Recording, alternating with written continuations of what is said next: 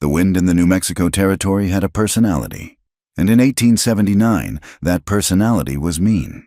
It was a relentless thief, stealing the moisture from the soil, the paint from the siding of Eliza Hart's cabin, and the hope from the faces of lesser women. It scraped across the high plains with a sound like tearing canvas, carrying grit that felt like powdered glass against the skin. This was the world Eliza inhabited, a world she had claimed as her own since the day her brother, Jacob, had been claimed by a tangle of panicked longhorns and unforgiving earth. Hart's Spring Ranch was not much more than a sturdy cabin, a barn that leaned with the prevailing wind, and a dozen head of hardy cattle that knew the land as well as she did. The name was the ranch's only real boast, a reliable spring that bubbled from a fissure in the rock, a miracle of clear, sweet water in a land defined by thirst. It was this spring that made life possible, and it was this spring that made her a target.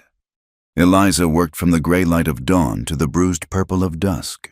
Her hands were calloused, her face browned by the sun, but her eyes held a clarity that unsettled the folk in the nearby town of Cedar Mesa. They called her independent, but it was not a compliment. It was a judgment, a label for a woman who did not remarry, did not sell her land to a man with more power, and did not lower her gaze when Sheriff Asa Vance looked at her a moment too long. She was a widow in spirit, if not in fact, married to this stubborn patch of ground Jacob had left her. The isolation was a wall she had built brick by invisible brick, a defense against both pity and predation. Today, the wind was worse. It began in the late afternoon, a low moan from the west that grew into a full-throated roar. The sky, once a vast and indifferent blue, turned the color of a fading sunflower, then a sickly, dusty yellow. A sandstorm was coming. Eliza moved with an economy born of long practice. She herded the cattle into the corral near the barn, their lowing anxious and tight. She checked the shutters on the cabin, the leather hinges groaning in protest as she fastened them tight. She drew 2 extra buckets of water from the spring, the surface of the water already dimpled by falling grains of sand. By the time the storm hit, twilight was a memory. The world outside her cabin dissolved into a roaring, blinding chaos of reddish-brown. The wind slammed against the door like a physical blow, and the fine dust, relentless, found its way through every tiny crack, dusting the floorboards, the table, the untouched Bible on her mantelpiece. It was a siege. Eliza lit a lantern, its steady golden glow a small rebellion against the pandemonium. She sat at her simple wooden table, a rifle resting across her lap, not out of fear of the storm, but of what the storm could hide. Men like Silas Crowell, the cattle baron whose vast herds were always thirsty, used all kinds of cover for their business. Then she heard it, a sound that did not belong to the storm. It was a heavy, desperate thud against her door. Once, twice. Eliza froze, her heart leaping into her throat. Her knuckles whitened on the stock of the rifle. No one came to Heart Spring, not anymore, not in a storm like this. It could be a lost traveler, a life hanging by a thread. Or it could be trouble. The words of Martha Pike, the sheriff's sister-in-law and the town's foremost gossip, echoed in her mind. Warnings about Apache raiders, stories told with a grim relish, always ending with the same advice: never open your door after dark, especially not to an Indian. The knock came again, harder this time, followed by a man's voice, lost in the gale but undeniably human. She stood, the chair scraping against the floor. The rifle felt heavy, a cold and final arbiter of choices. She could stay silent. She could pretend she was not there. Let the storm have whoever it was. It was the safe thing to do. The thing any other woman in Cedar Mesa would do. It was the thing that would keep her separate, untouched. But Jacob had never been that way. He would have opened the door. He would have said that a closed door in a storm was the same as a loaded gun aimed at a man's back. Taking a deep breath that tasted of dust and lamp oil, Eliza leaned the rifle against the wall next to the door. She slid the heavy wooden bar from its brackets. The wind tore the door from her grasp, slamming it inward with a deafening crack.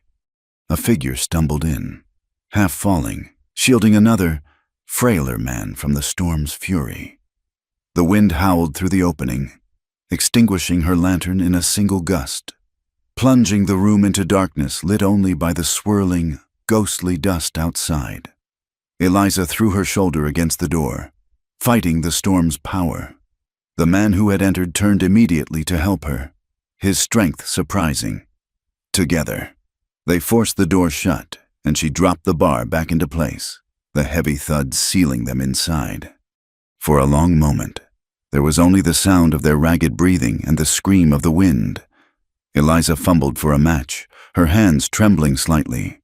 The flame sputtered, then caught on the wick of the lantern, casting a growing circle of light. The man was Apache. He was tall and lean, built of sinew and bone that seemed forged by this very landscape. His face was stark, with high cheekbones and a mouth set in a grim line of exhaustion.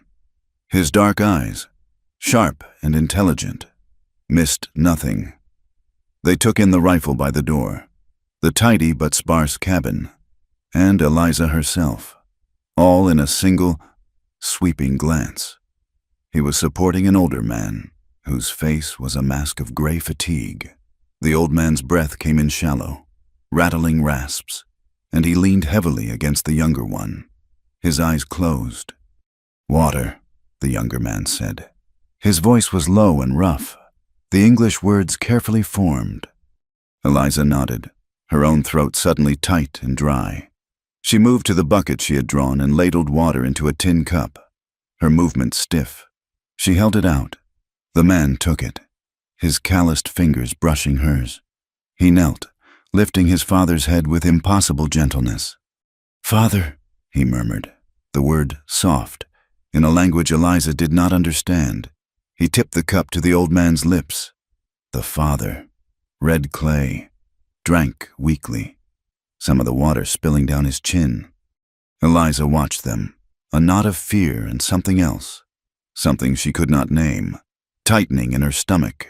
The whispers of Cedar Mesa were loud in her ears, a chorus of warnings and hatred.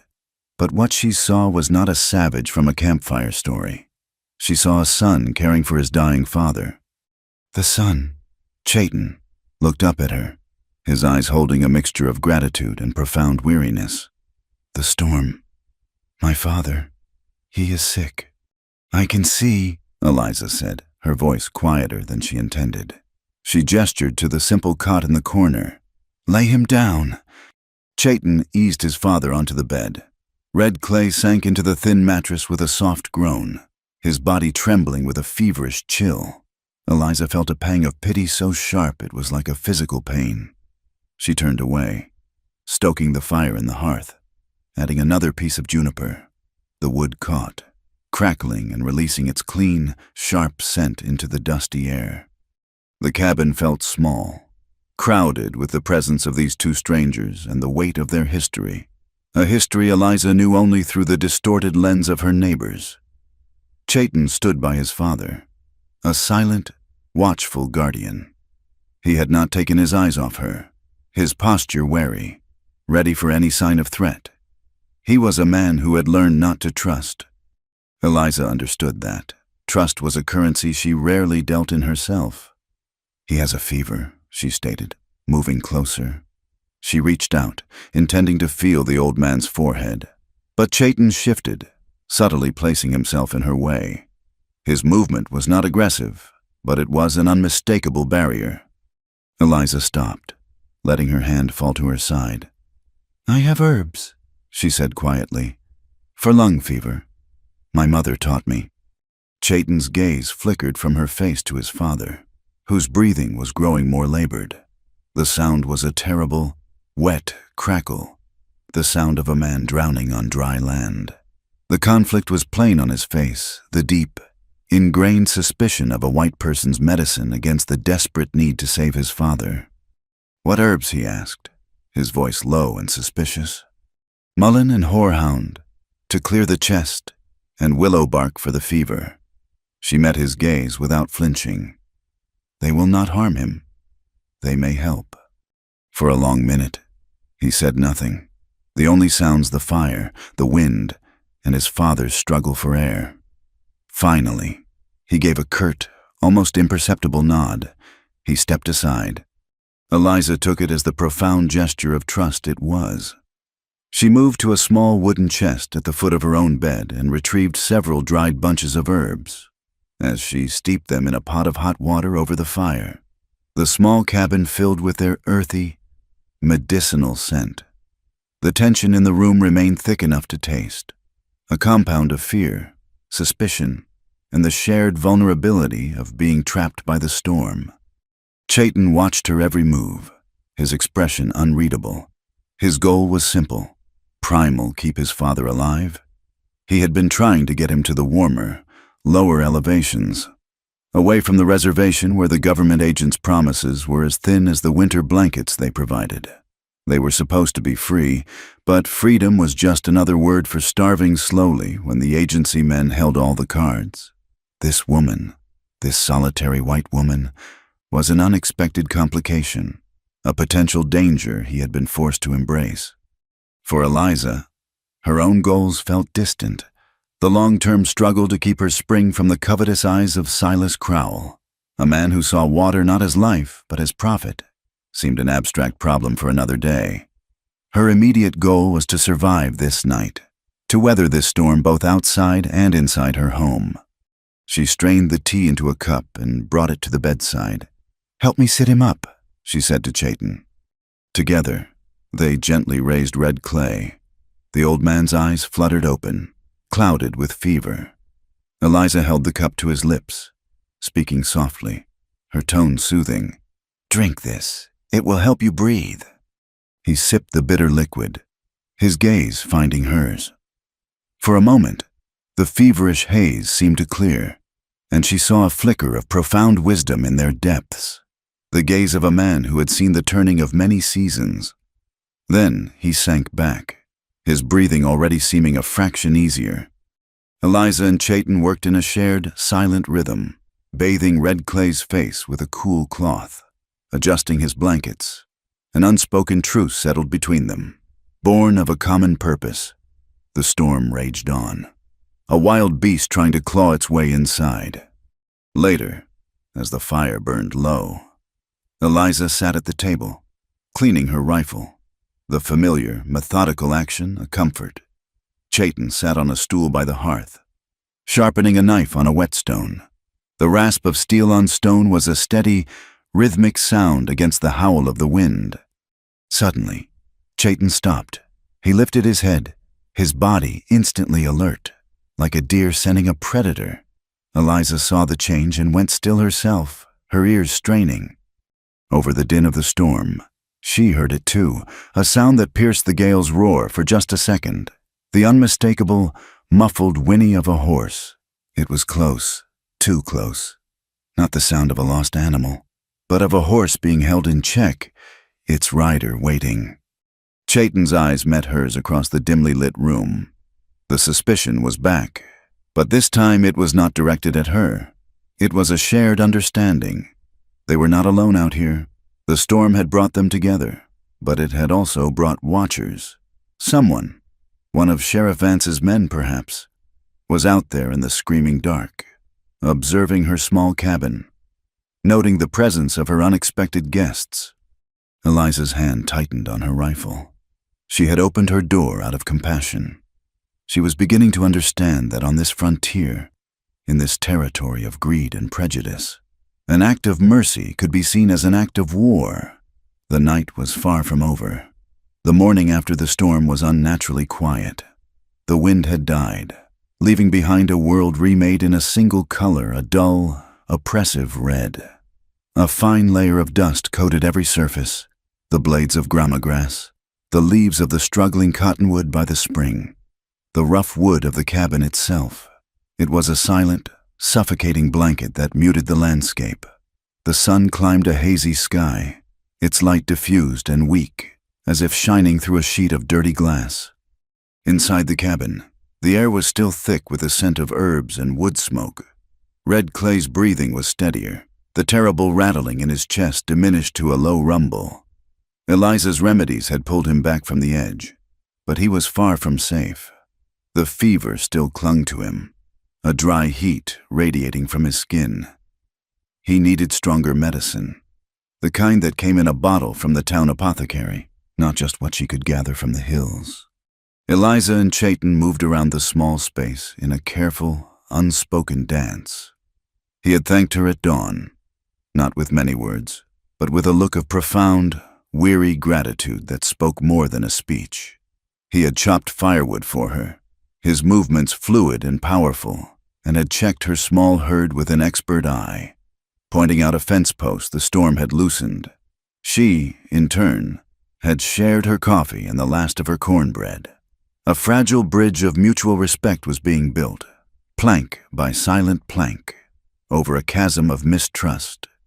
"I have to go to town," she announced, breaking the quiet, "to Cedar Mesa.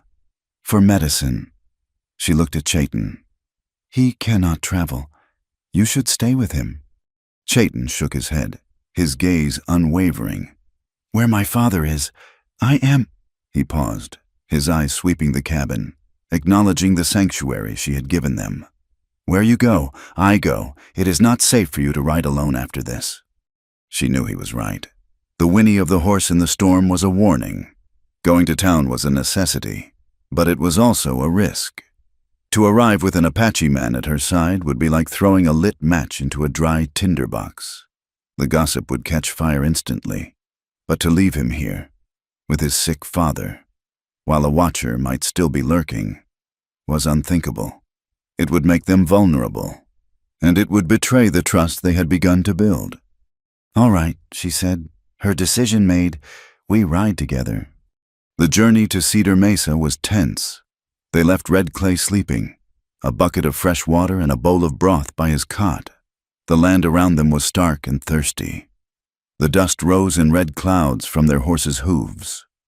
Eliza rode her steady buckskin mare, while Chayton rode a lean, tough-looking Mustang that moved with a restless energy, as if it preferred the open plains to any man-made trail.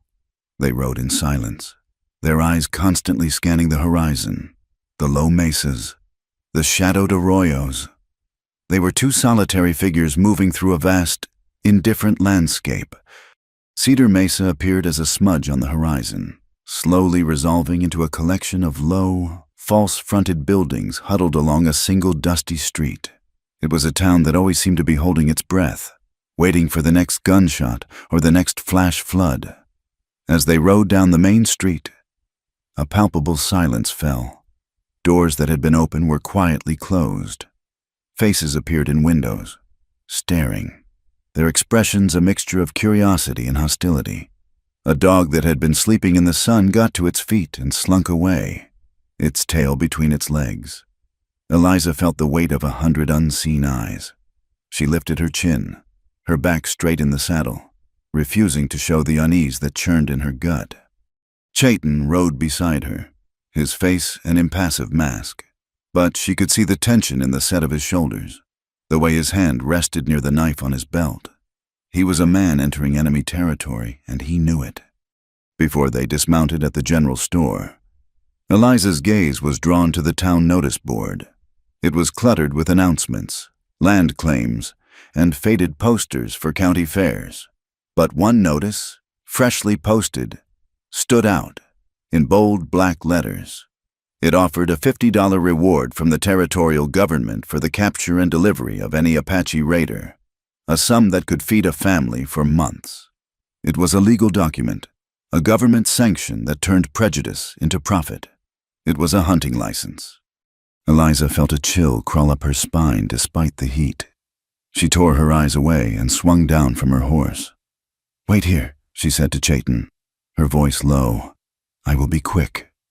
He simply nodded, his eyes never leaving the street, watching, always watching. The bell above the door of Miller's Mercantile jingled, announcing her arrival. The store smelled of coffee beans, cured leather, and lye soap.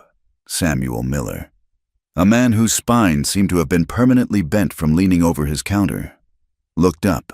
His eyes widened slightly when he saw Chayton through the window, standing with the horses. "Eliza," he said, his voice a little too loud, a little too hearty. "What can I get for you on this dusty day?" "I need a bottle of Dr. Caldwell's lung balsam, Samuel, and some quinine." Before he could answer, the bell jingled again. Martha Pike swept in, a basket on her arm. She was Sheriff Vance's sister-in-law, a woman whose face was permanently pinched in a look of disapproval. Her eyes immediately landed on Eliza, then flickered to the window, her lips thinning into a straight, venomous line. "Well, Eliza Hart," she said, her voice carrying across the store, "I see you have found yourself some interesting company. I always knew you had a taste for the wild things. It is a shame what happens to a woman left alone for too long. She forgets her place." The air in the store grew thick and still. Samuel Miller suddenly became very busy arranging a stack of canned peaches. Eliza turned slowly, her heart pounding a heavy, angry rhythm against her ribs. "My company is my own business, Martha, and the only thing I have forgotten is how much I value your opinion." Martha's face flushed a blotchy red. "It will be the town's business soon enough. Harboring a stray, who knows what sickness he carries or what crimes he is running from." Just then, the door opened again, and a different kind of power entered the room. Silas Crowell was a big man, not with fat, but with the solid, imposing bulk of a bull. He wore a fine coat despite the heat, and his boots were polished to a high shine. He ran the biggest cattle operation in the county, and he had been trying to buy Hart's Spring for the better part of a year. He smiled, a slow, predatory smile that did not reach his cold, calculating eyes. "Ladies," he said, his voice a smooth baritone. "No need for harsh words. Eliza, I heard about the storm out your way. Nasty business. Must be difficult, managing all on your own." He moved closer, lowering his voice. "I want you to know my offer still stands. A fair price for your land. A good price. You could move into town, live comfortably, be safe." His words were like silk wrapped around a stone. He was offering her a cage, gilded and comfortable, in exchange for the one thing that gave her life, meaning her freedom, her water. "My answer still stands. Silas," Eliza said, her voice clear and steady. "Hart Spring is not for sale." Crowell's smile tightened at the edges. Before he could reply, the bell above the door rang for a fourth time, and the law walked in. Sheriff Asa Vance was a man who had gone to seed, his face florid, his belly straining the buttons of his vest. He carried the smell of whiskey and self-importance with him like a cheap cologne. He was followed by his deputy, a lanky, brutal-looking man named E.P.H. Kincaid, whose hand never strayed far from the Colt revolver strapped to his hip. Vance's eyes swept the room, lingering on Crowell with a look of shared understanding, before settling on Eliza. "Hart," he said, his voice gravelly. "I heard you had visitors." His gaze shifted to the window, and his eyes narrowed. "That Apache out there, he got a pass to be off the reservation." This was it, the moment she had been dreading. This was not about a piece of paper. It was about power.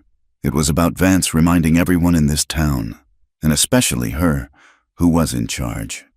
Eliza felt a tremor of fear, but she pushed it down, turning it into cold anger. She thought of Chayton's gentleness with his father, of the dignity in his silence.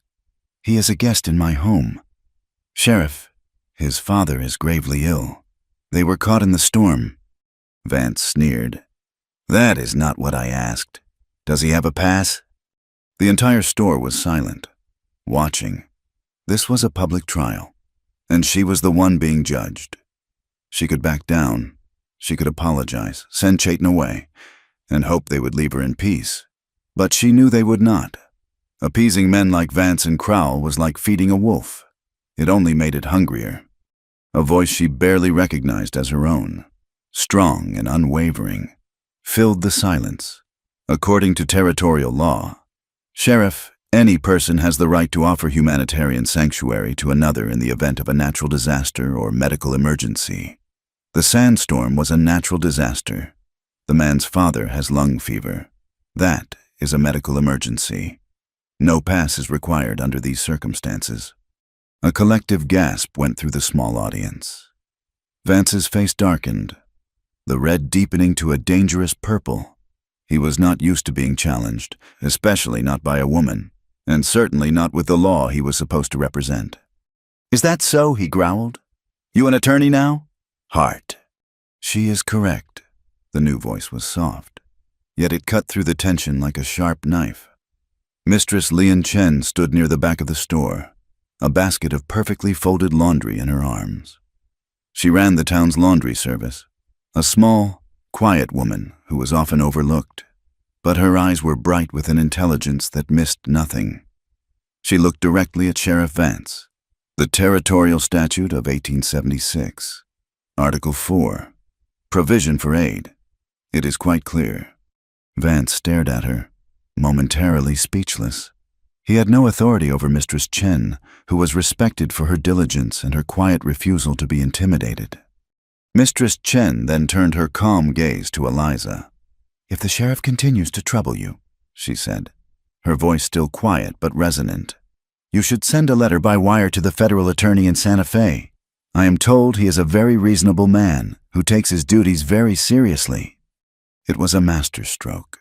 She had not only supported Eliza, but had also invoked a higher, more powerful authority, one that Vance could not ignore.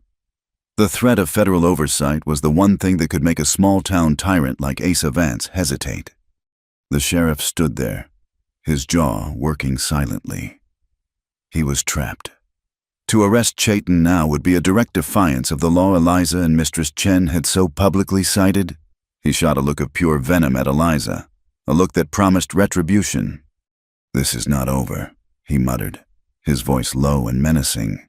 He turned to leave, then stopped and looked at EPH Kincaid.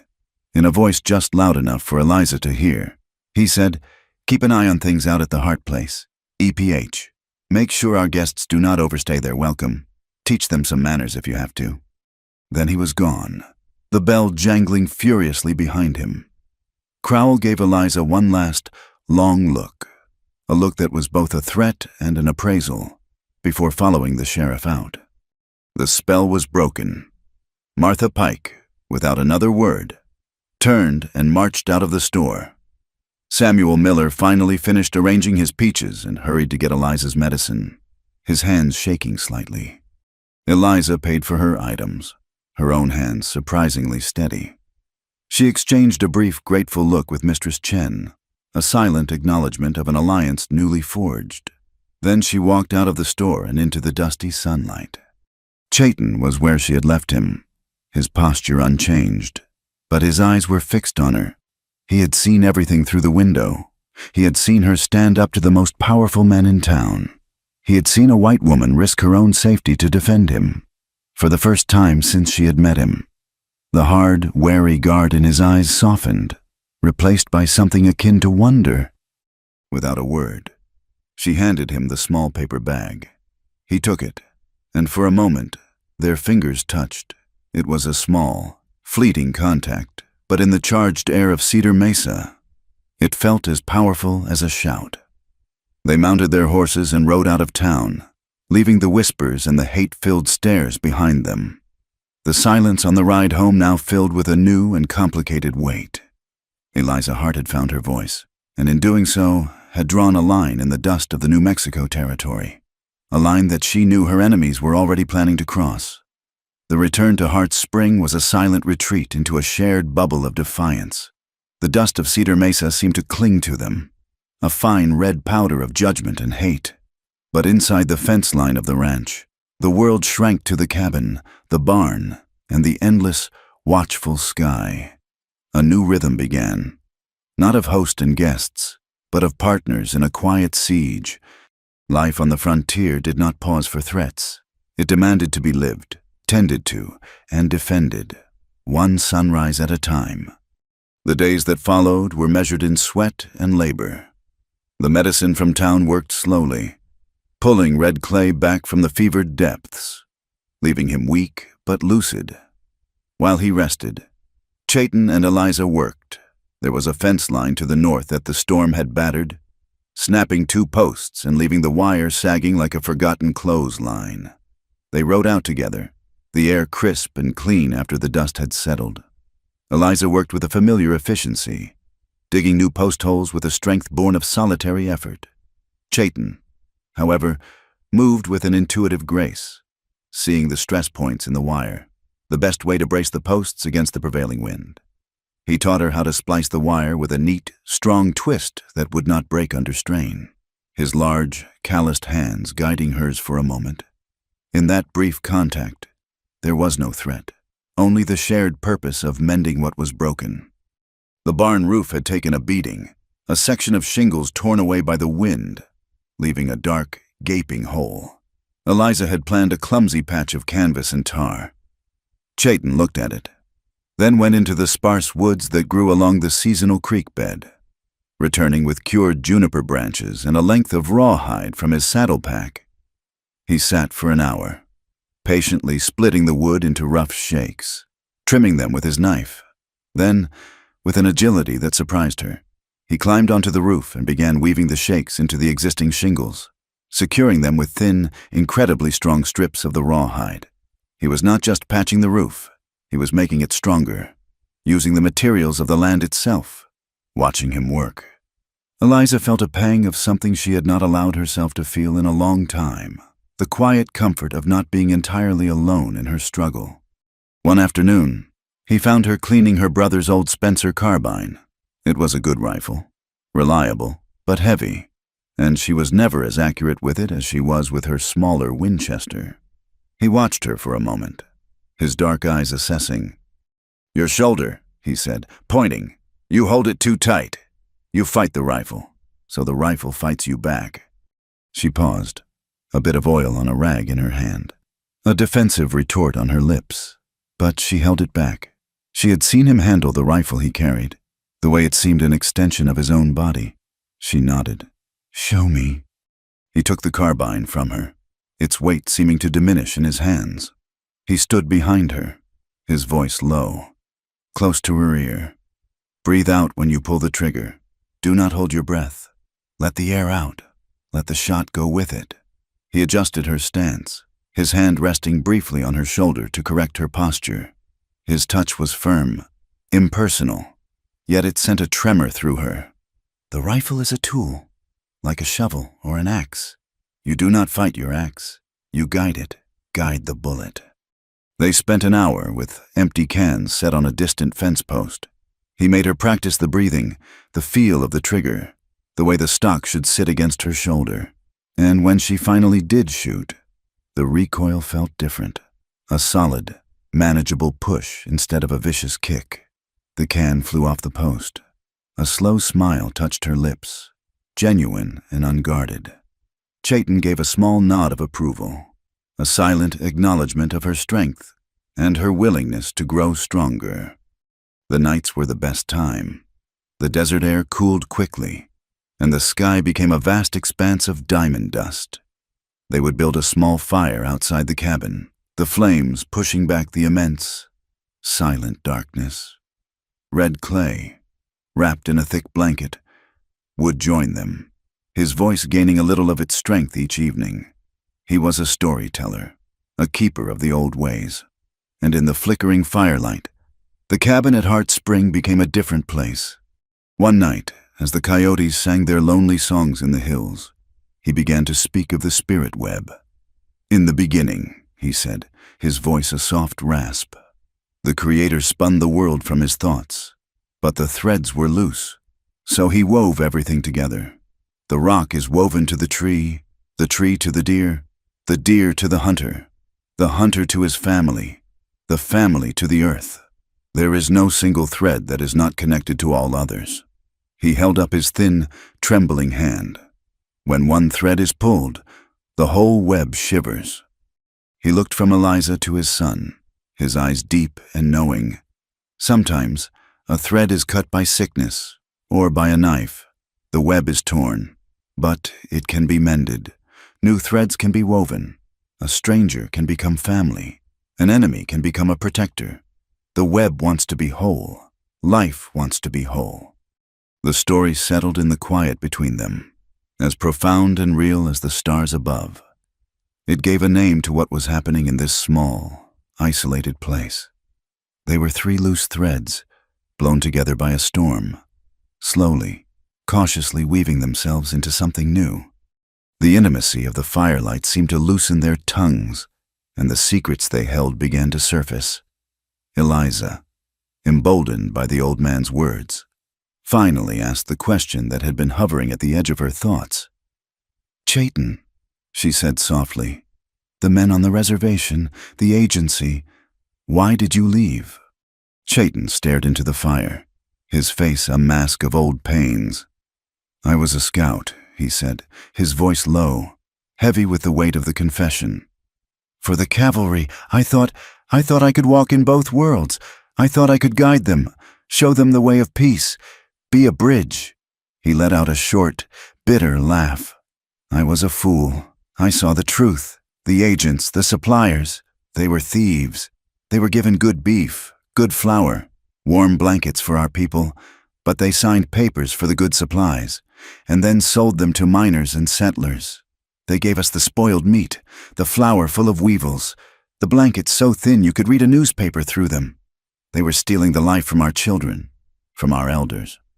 One stolen meal at a time." Red Clay spoke, his voice thin but clear. "I spoke out. I told the agent he had the heart of a coyote, who eats his own kind when he is hungry. I told him the Creator saw his black deeds." The old man coughed, a dry, racking sound. "For this, they called me a troublemaker. They drove us from our small piece of land. They said we had broken their law. The only law we broke was the law of silence." Chayton took over, his words clipped and hard. "I saw what they were. I saw that the uniform I wore was just a different kind of trap. I was not a bridge. I was the dog that helped the wolf find the sheep. So I left. I took my father, and we walked away. We chose to be hungry and free, rather than fed and chained." The silence that followed was heavy with the truth of his words. Eliza felt a wave of shame for the ignorance of her own people, and a surge of admiration for the courage of these two men. His confession demanded one of her own, the secret of her own vulnerability, the chain that was wrapped around her own land. "My brother, Jacob," she began, her voice barely a whisper. "He was a good man, but not always a wise one. The year before he died, we had a drought. We needed money for feed, to dig the well a little deeper. He went to Silas Crowell." She looked at Chayton, wanting him to understand. "He borrowed $500. Crowell was so friendly, so helpful. The papers Jacob signed. I read them after he was gone. I am not a lawyer, but I know how to read. The interest, it doubles every year he called the note due. And there is a clause, in small print. It says if the payment is 1 day late, the deed to Hart's Spring becomes his property, for the price of the original loan. Not the debt, the loan." She was trapped.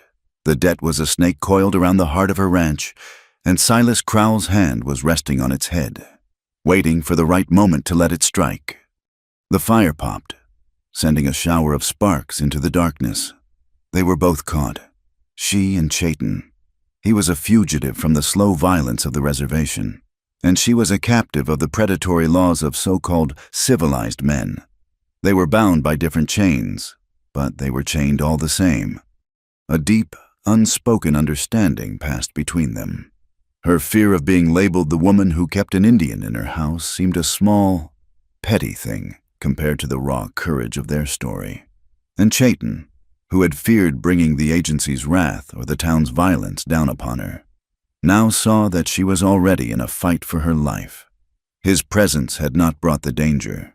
It had only revealed the danger that was already there. In that moment, by the dying fire, they made a silent choice. They would trust each other. They would face these threats together. The next morning, the new resolve felt solid, real. They took the small herd to the spring, the cattle drinking deeply of the clear, cool water. As Eliza watched them, a splash of color on the gray rocks at the far side of the pool caught her eye. It was a jarring, unnatural red, the color of fresh paint. She walked closer, her boots crunching on the gravelly soil. It was a crudely painted X, slapped onto the face of the rock about 10 feet from where the water bubbled up from the earth. It was fresh. She could still smell the faint, chemical scent of it. "Chayton," she called, her voice tight with a sudden, cold dread. He was at her side in an instant. He knelt, studying the mark.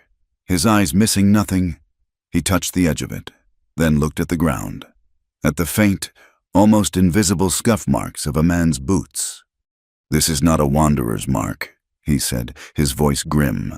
He looked up, his gaze sweeping the surrounding hills. "This is a surveyor's mark, a claim. Someone is measuring your water." Eliza's heart went cold. It was Crowell. He was not waiting for the debt to come due. He was making his move now. The painted X was a declaration of war, a sign that the quiet siege was over. The battle for Hart Spring had just begun. The discovery of the painted X changed the air at Hart Spring. It was no longer a place of cautious healing, but a silent, watchful fort. The setting sun bled across the horizon, casting long, predatory shadows from the low mesas. Every rustle of the wind in the dry grass sounded like a footstep. Every distant cry of a hawk like a signal. They ate their sparse evening meal in near silence. The Spencer carbine leaning against the wall by the door. A third presence at the table. Chayton sat facing the single window, his stillness that of a rock. Yet every muscle in his body seemed coiled. Ready. Night fell completely. A heavy, moonless blanket at first. Later, a sliver of moon would rise, casting a pale, ghostly light. Inside, Eliza lit only one lantern, keeping the wick turned low. The small pool of light made the surrounding darkness in the corners of the cabin seem deeper, more absolute. Red Clay was asleep on his cot, his breathing a fragile rhythm in the tense quiet. The sound came around midnight, not a direct approach, but the soft, deliberate tread of several horses picking their way through the rocky terrain to the south. Chayton was on his feet before the sound had fully registered in Eliza's mind, moving with a silent, fluid grace to the window. He peered through a tiny gap in the shutters. Eliza rose, her heart a cold, heavy stone in her chest. She picked up the carbine, the wood smooth and familiar against her hands. She did not ask what he saw. She knew. A rough voice carried on the night air, thick with whiskey and malice. It was E.P.H. Kincaid. He called out a taunt, his words ugly, about the kind of company Eliza was keeping. Another man laughed, a high, nervous sound. They were not hiding. This was not an attack meant to kill. Not yet. It was a performance of terror, meant to break her will. Suddenly, a shot rang out, a whip crack of sound that shattered the night. A splinter of wood flew from the door frame, inches from the shuttered window. The message was clear. "We are here. We can reach you whenever we want." On the cot, Red Clay gasped, a strangled, tearing sound. The shock of the gunshot had thrown his body into a panic. He began to cough, a deep, racking spasm that shook his thin frame.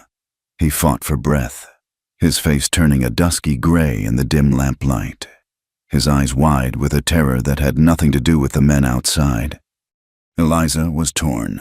Her every instinct screamed to face the threat at her door, but the more immediate crisis was the dying man in her cabin. She rushed to his side, lifting his head, murmuring soothing words she did not feel. Chayton turned from the window, his face a stark mask of fury and fear. He saw his father struggling, and the sound of that fight for air was more terrible than any gunshot. They had to do something. They were trapped, pinned down by the light of a single lantern that made them a perfect target. A second shot splintered the wood of the shutter, closer this time. An idea, born of desperation and memory, sparked in Eliza's mind. Her mother's silver-backed hand mirror. She looked at Chayton, her eyes wide in the gloom. She pointed to the lamp, then made a quick, extinguishing motion with her hand. Understanding dawned in his eyes. He gave a single, sharp nod. He moved to the hearth, grabbing a heavy blanket, while Eliza pinched the wick of the lantern, plunging the cabin into absolute darkness. The only light was the faint, milky starlight filtering through the cracks. The sudden blackness was disorienting. Outside, a confused voice asked what had happened.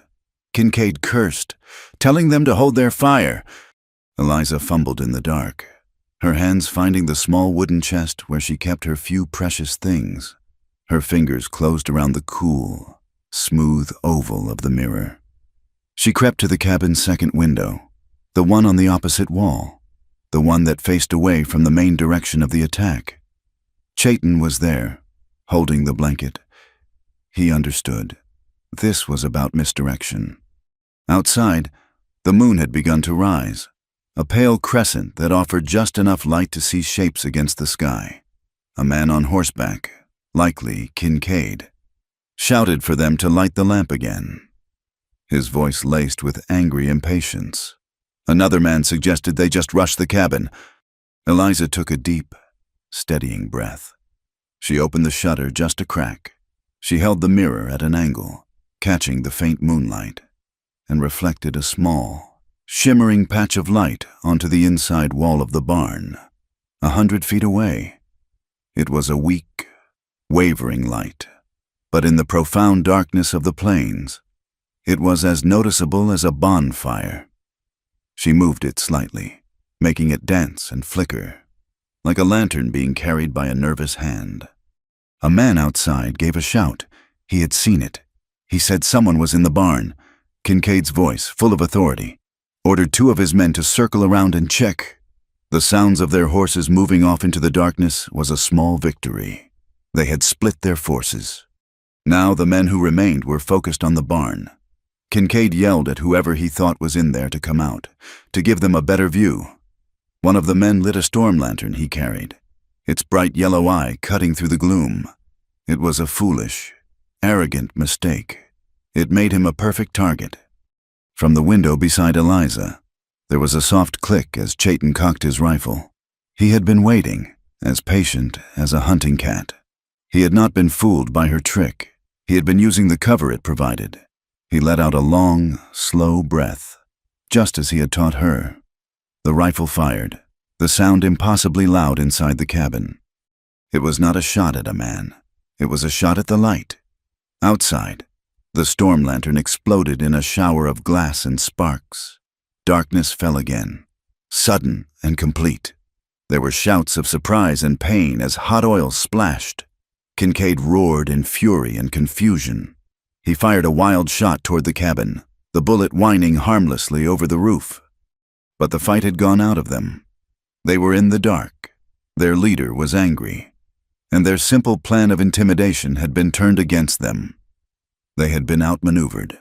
After a few moments of shouted curses and milling confusion, Eliza heard the sound she had been praying for, the thunder of horses' hooves, retreating at a gallop, fading into the west. Silence returned, thick and heavy.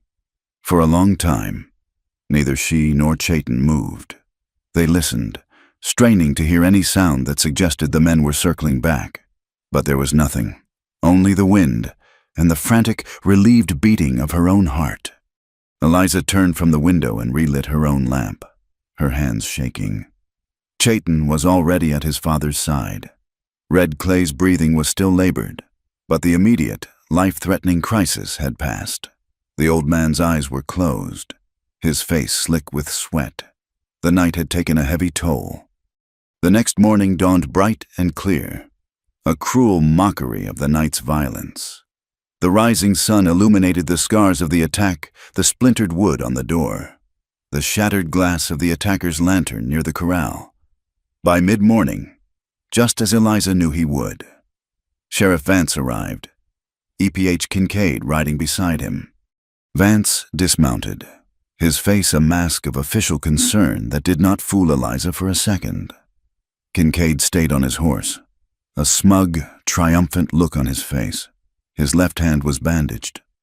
The sheriff announced that he had heard reports of gunfire out at her place during the night. He was just there to investigate, to make sure everything was all right. His words were a lie, and they both knew it. This was the second act of the intimidation. He insisted on looking around, Eliza had no legal standing to stop him. She stood on her porch, her arms crossed, her face set like stone, and watched as he poked around her property. He was not searching for evidence. He was taking inventory, his eyes lingering on her healthy cattle, on the steady flow of the spring. Chayton remained inside with his father, out of sight but a palpable presence. Vance was careful not to try the cabin door. Just as the sheriff was finishing his pointless inspection, a wagon appeared on the track from town. It was Mistress Chen, her slight form perched on the wagon seat. She pulled up and gave a small, polite nod to the sheriff, her face calm and unreadable. She told Eliza, in a voice loud enough for Vance to hear, that she had been meaning to come out to check on her after that terrible storm.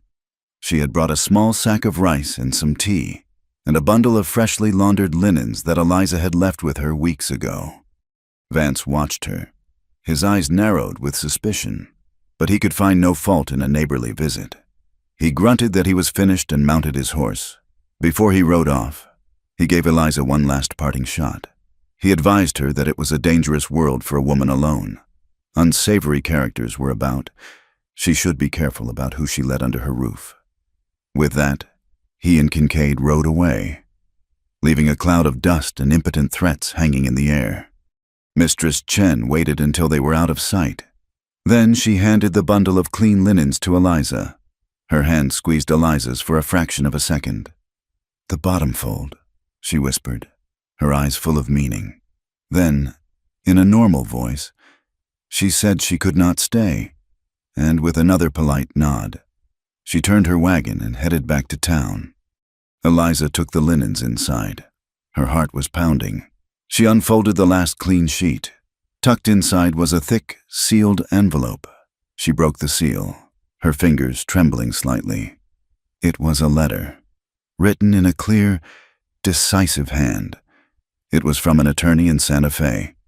She read it once, then twice, the words sinking in, each sentence a stone being laid in a new foundation of hope. The lawyer had reviewed a copy of the loan agreement she had sent with Mistress Chen. He was direct. The clause that granted Crowell her land for the price of the original loan upon a single day's default was a form of usury, and it was illegal under territorial statute. It could be challenged in court. And then came the second, more powerful blow. He wrote that, under the doctrine of prior appropriation, the first person to use a water source for a beneficial purpose gains the right to that water. Heart Spring, having been used continuously by her family for years, was legally her property. The right to the water was hers, as long as she could prove its continuous and beneficial use. Crowell's painted X was meaningless. The water was not his to measure, not his to claim. Eliza sank onto a chair. The letter clutched in her hand. The paper felt solid, real, a weapon as powerful as the rifle that still leaned against her wall. The night had been a lesson in the brutal reality of the frontier, a lesson that kindness and compassion had to be defended with a ready gun and a steady hand. But the letter was a different kind of lesson. It was a promise that justice was not just an abstract idea. It was a thing of paper and ink, of laws and statutes, a shield that could be wielded by those brave enough to hold it. The West, she was learning, required both, and for the first time in a very long time, Eliza Hart felt she might just have what it took to master them. The lawyer's letter lay on the table, a stark, white rectangle against the dark, worn wood. It was a shield, but a shield was useless if one did not lift it. The night attack had been a brutal lesson, and the sheriff's false visit a calculated insult. Hart Spring was no longer a sanctuary. It was a cage, and the predators were circling. Eliza knew they could not stay. Kincaid would be back, and next time he would not be satisfied with shooting at lanterns. And Red Clay, though his fever had broken, was fading. The deep, rattling cough had returned, and a profound weariness had settled in his bones. He needed more than herbs and bottled medicine. He needed a different kind of healing. She remembered the stories her brother Jacob used to tell of his friend, Miguel Ortega. Miguel was a vaquero of the old school, a man whose knowledge of horses, cattle, and desert remedies was woven into his very being. His family had a poultice, Jacob had said, made of boiled yucca root and a secret mix of desert herbs that could draw the deepest sickness out of a man's chest. Miguel's small ranch was 2 days' ride to the south, a world away from the spite of Cedar Mesa. The letter presented another journey, one of law and ink. The documents to file her claim on the water rights needed to be registered at the county courthouse, which lay in the same southerly direction. The two destinations, one for healing and one for justice, created a single, necessary path. She explained her plan to Chayton as the morning sun cast long shadows across the cabin floor. She laid out the dual purpose of the journey, the hope for his father, the fight for her land. He listened without interruption, his face impassive, but his eyes followed her every move, gauging her resolve. When she finished, he simply nodded. There was no other choice. To stay was to die, either quickly from a bullet or slowly from the strangulation of Crowell's greed. They prepared to leave with a quiet, focused urgency. Chayton fashioned a travois from 2 long poles and a buffalo hide, a simple conveyance that could be pulled behind Eliza's calmest mare to give his father as smooth a ride as possible. Eliza packed what little food they had, dried jerky, a small sack of cornmeal, and a water skin she filled to the brim at the spring. She wrapped the lawyer's letter and the other documents in an oilskin pouch and tucked it deep inside her saddlebag. It was her ammunition, as vital as the cartridges for the Spencer carbine. As they were about to leave, with the red clay settled as comfortably as possible on the travois, the old man reached out a frail hand and caught his son's arm. His eyes, though clouded with sickness, were clear and sharp. He spoke, his voice a dry whisper, in the Apache tongue. Then he looked at Eliza and switched to a few careful English words, wanting her to be a witness to his counsel. He spoke to Chayton, but his gaze included her. He said, "Do not let your heart turn to stone again. The desert is full of stone. The world does not need one more. A man who is only stone cannot feel the sun. He cannot give shelter. He can only be a weapon, and a weapon alone cannot build a home." A flicker of some old, deep pain crossed Chayton's face before he masked it with his usual stoicism. He placed his hand over his father's and murmured a reply in their own language, a promise and a reassurance. But Eliza had seen the wound the old man's words had touched. She had wondered about the hardness in him, the wall he kept around himself. It was not cruelty, but a shield of a different kind, one forged in a fire she could only imagine. The journey was hard from the first mile. The land was unforgiving, a vast expanse of rock and sun-baked earth. A thunderstorm had passed through the high country 2 nights before, a distant, silent flicker of lightning from their perspective at the ranch. Down here, the results were more dramatic. The river they needed to cross, normally a placid, shallow stream at this time of year, was a churning, muddy torrent. It was impassable. A brown, angry snake blocking their path south. Eliza felt a surge of despair. To turn back was impossible. To wait for the river to recede could take days. Time red clay did not have. Chayton, however, seemed untroubled. He dismounted and walked the riverbank for a mile, his eyes reading the current, the debris, the shape of the land. He was not looking at the obstacle. He was looking for the opportunity. He returned an hour later, pointing to a place where the river broadened and a line of ancient, half-submerged boulders created a natural breakwater. It was still dangerous, the water deep and swift, but it was possible. The crossing was a nightmare of straining horses and roaring water. Chayton led the way, his Mustang fighting the current with a fierce determination. Eliza followed with the mare pulling the travois, her knuckles white on the reins, her heart in her throat.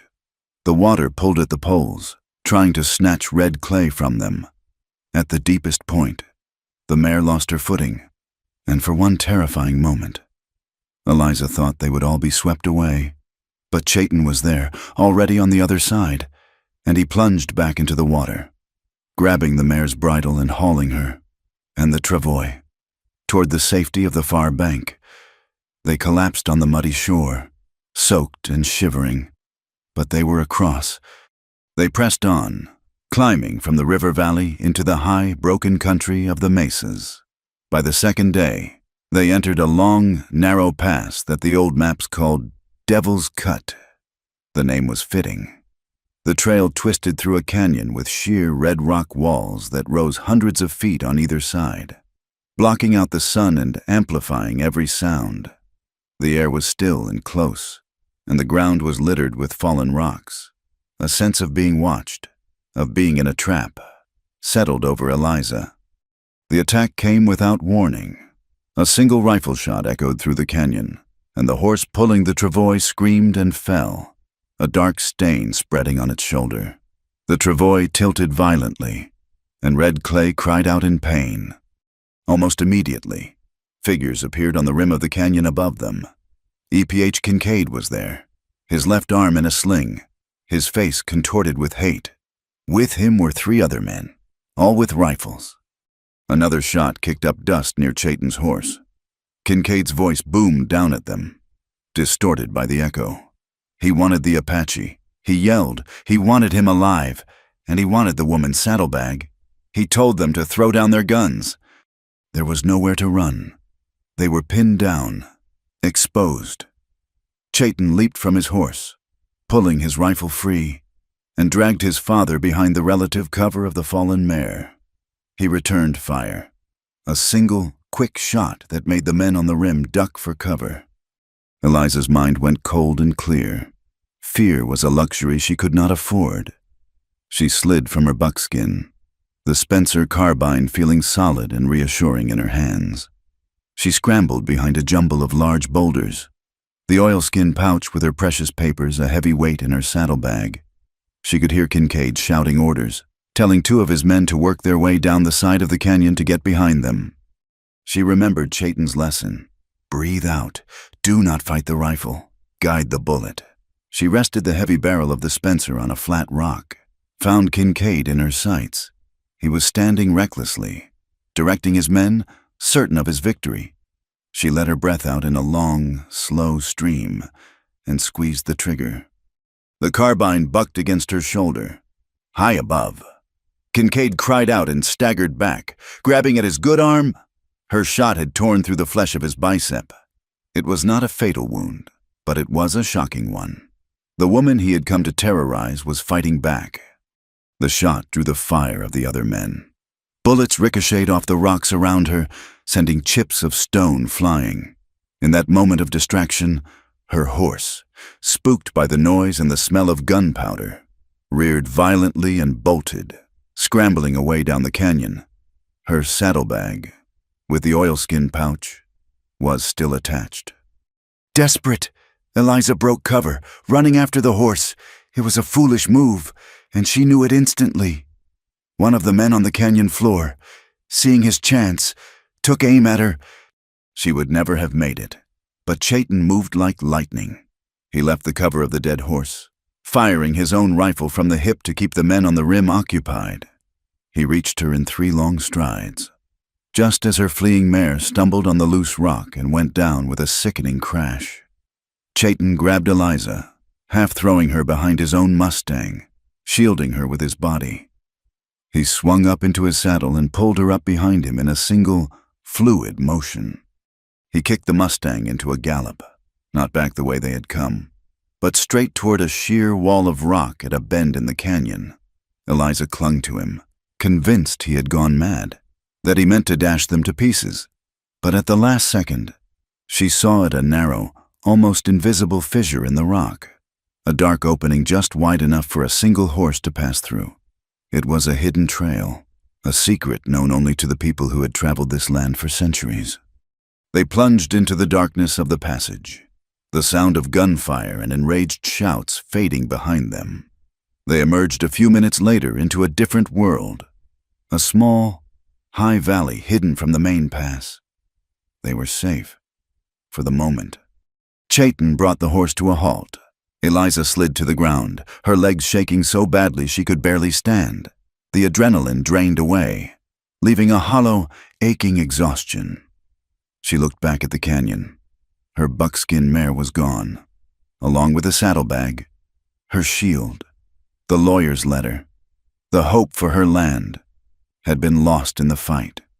Chayton dismounted and went immediately to the travois, which they had managed to cut free. Red Clay was alive, but his face was ashen, and his breathing was a shallow, painful whisper. The violent jolt of the fall had been too much for his weakened body. He was weaker now than he had ever been. They had escaped the ambush, but Eliza had lost her claim, and Chayton was losing his father. The victory in Devil's Cut felt very much like a defeat. The hidden valley was a cup of deep shadow and silver light, a secret world cradled in the arms of the high mesas.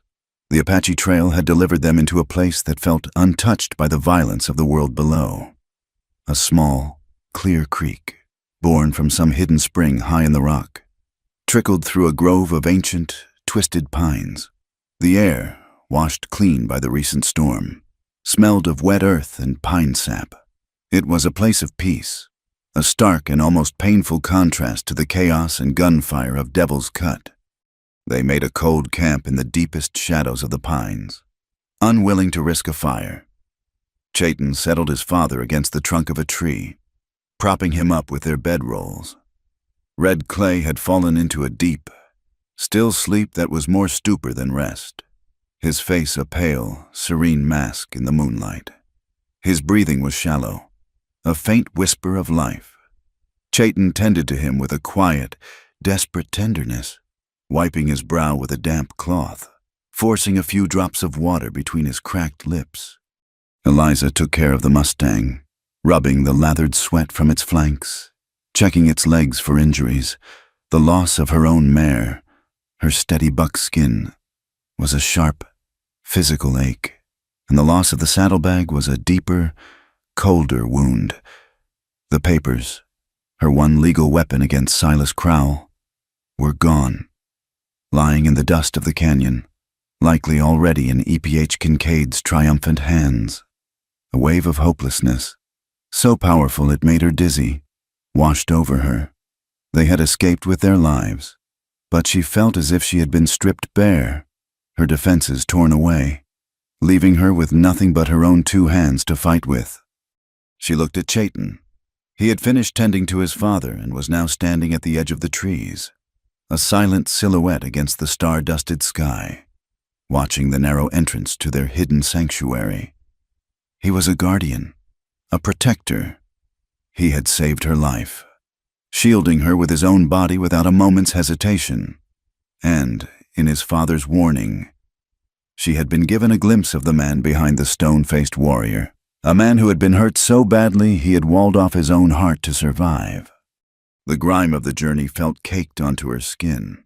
She was covered in a fine layer of dust, streaked with sweat, and she could see a smear of dried blood on her forearm from a scratch she'd taken scrambling over the rocks. It was the filth of the ambush, the residue of fear and violence, and she knew, with a sudden, fierce clarity, that she could not bear it for another minute. To sit here in defeat, feeling broken and dirty, was to let Kincaid win. She needed to wash it all away. Not just the dirt, but the feeling of being a victim. She walked over to Chayton. "I am going to the creek," she said, her voice low but steady, "to bathe." He turned, his eyes searching her face in the moonlight. He understood. This was not about comfort. It was about reclaiming some small piece of herself. He gave a slow, solemn nod. "I will watch." He turned his back to the creek, positioning himself between her and the trail, a silent, unmovable protector. His respect for her was a physical presence, a shield as real as the rock walls around them. It was a gesture of trust that made her own heart ache with a feeling she had been suppressing for days, a feeling that was as terrifying and as powerful as the ambush had been. The creek had hollowed out a small pool among a cluster of immense, smooth boulders. The moonlight poured into the clearing, turning the water's surface into a sheet of hammered silver. It was achingly beautiful. a place of profound peace. Eliza peeled off her dusty, torn clothes, the rough fabric scraping against her skin. She was shivering, from the cold night air and from the raw, exposed state of her own emotions.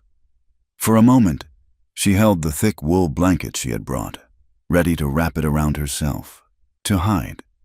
But who was she hiding from Chayton, who had seen her at her most frightened and her most fierce, or herself? And the truth of what was growing between them in this crucible of violence and desperation, she had lost the papers that defined her claim to her land. She had lost her horse. She had lost her fragile sense of security. All she had left was the truth of who she was.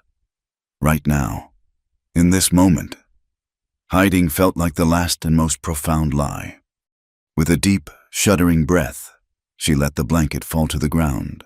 She walked to the edge of the pool, her bare feet sinking into the soft, damp earth. She stood for a long moment, the cool air on her skin, the silver moonlight bathing her. She was not a girl, naive and unscarred. She was a woman. Her body was strong from years of hard labor, her shoulders broad, her hands calloused. There were faint scars on her legs from a fall, a pale line on her ribs from a branding iron accident years ago. It was the body of a woman who had lived, who had fought, who had survived, and in the pure, honest light of the moon, she did not feel shame. She felt a quiet, defiant pride. She was still here. She was still whole. She waded into the pool. The water was shockingly cold, a jolt that stole her breath and then filled her with a rush of life. It was a baptism in the wild heart of the land. She washed the dust from her hair, the grime from her skin, the memory of her enemy's touch from her world. She felt the tension in her muscles begin to unclench, the knot of fear in her stomach slowly loosening its grip. She was washing away the fight, preparing herself for the one that was to come. When she stepped out of the water, her skin glowing and beaded with silver drops, she felt reborn. She reached for the blanket, but something made her pause. Perhaps it was a faint sound, the shifting of a pebble under his boot. Or perhaps it was something else, an invisible thread of connection that pulled at him. Chayton turned. He saw her, not as a body, not as an object of desire, but as the embodiment of everything he had just fought to protect. He saw the strength in her stance, the courage in her unguarded vulnerability. He saw the moonlight on her skin and the starlight in her eyes. He saw the woman who had stood up to a corrupt sheriff, who had fought beside him with a rifle in her hands, who had tended to his father with a gentle heart. He saw the whole of her, the fierce and the soft, the scarred and the beautiful. And the stone wall around his heart did not just crack, it shattered. The pain of his past, the betrayals, the losses, the reasons he had sworn never to let anyone get close again, all of it crumbled to dust in the face of this one, impossibly brave woman. He felt a surge of emotion so powerful it was like a physical blow. A feeling of awe, of reverence, of a love so fierce it terrified him. It was a love that would undo him, that would remake him into the man his father wanted him to be. He took a step toward her, his breath catching in his throat. He whispered, the words a raw, ragged prayer in the profound quiet of the valley. Sweet mercy, you'll ruin me. The words were an admission, a surrender, a declaration. He walked to her then, and when he reached her, he did not grab or take. He gently took the blanket from the ground and wrapped it around her shoulders, his hands lingering, his touch conveying a universe of unspoken feeling. She leaned into him, her head resting against his chest, feeling the steady, powerful beat of his heart. She had never felt so safe, so utterly and completely seen. He tilted her chin up, his gaze searching hers, asking a question for which he already knew the answer. She gave a small nod, a silent consent that came from the deepest part of her soul. He lowered his head and kissed her. It was not a kiss of frantic passion, but of deep, profound recognition. It was a kiss of promises made in the heart of the wilderness, a kiss that sealed their fates together. It was a kiss that tasted of pine and moonlight, and the clean, cold water of the creek. He lifted her into his arms, his hold sure and steady, and carried her back to the deep shadows of the pines. There, in the hidden sanctuary they had found, they created a new one, a shelter made not of wood or stone, but of shared trust and a love forged in the heart of the fire. The world outside, with its greed and its violence, faded away, leaving only the truth of two people who had found in each other the one thing they had both thought was lost forever, a home. The journey away from the hidden valley was a slow, deliberate retreat from a dream. The silvered moonlight and the scent of pine were replaced by the harsh glare of the sun and the endless, gritty taste of dust. The intimacy they had found was a fragile, living thing they now carried with them, a secret ember cupped against the harsh winds of the real world. They traveled with a shared, unspoken purpose, their movements synchronized, their glances conveying whole conversations. They were no longer just a woman and a man. They were a partnership, a fortress of two. Red Clay was failing. The jolt and terror of the ambush had shaken the last of the strength from his body. He drifted in and out of consciousness on the travois, which Chayton had repaired and now pulled behind his own Mustang. During his lucid moments, he did not speak of his pain, but watched them, his eyes filled with a deep, quiet knowing. He saw the change in his son, the softening of the stone around his heart, and he saw the fierce, protective strength in Eliza. And sometimes he would nod, a small, almost imperceptible gesture of peace, as if he had seen the one thing he needed to see before his own long journey ended. They did not dare take the main trails. Chayton led them through a network of arroyos and game trails that Eliza, for all her years on this land, had never known existed. It was a slower, harder path, but it was a safe one. On the third day, as they rested the horse in the shade of a rock outcropping, a rider appeared on the horizon, not with the heavy, menacing presence of a posse, but the easy, loping grace of a single horseman. Chayton was on his feet in an instant, rifle in hand, but Eliza put a calming hand on his arm. "It is Miguel," she said, a wave of relief washing over her. Miguel Ortega rode up, his weathered face a mask of worry that broke into a relieved grin when he saw them. He had been looking for them for 2 days, ever since word of the ambush at Devil's Cut had reached him. Carried by a prospector who had seen the aftermath, he had feared the worst. His eyes took in the scene, Red Clay, pale and still on the travois, and the new, undeniable bond between Eliza and Chayton. He asked no questions about it, his vaquero courtesy as deep and unshakable as the mesas. But his news from Cedar Mesa was grim.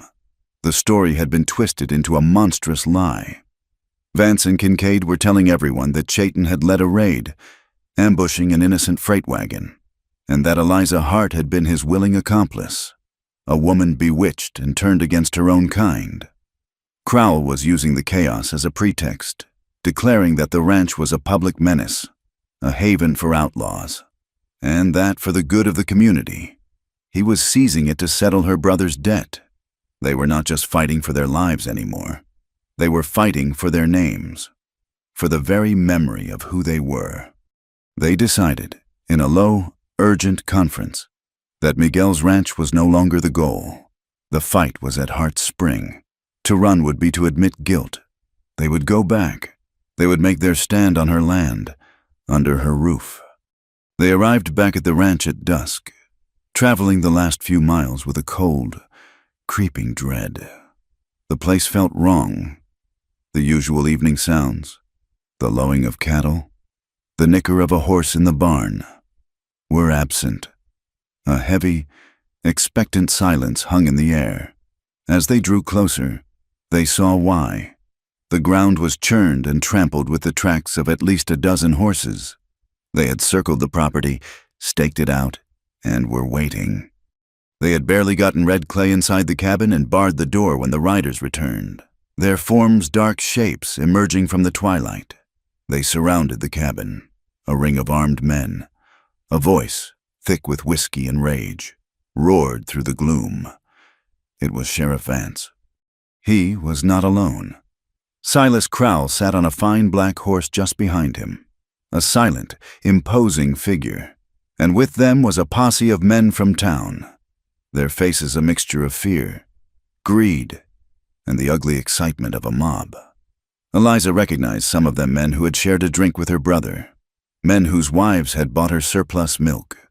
Now they held rifles, their faces turned against her. Vance unrolled a piece of paper, a theatrical gesture in the failing light.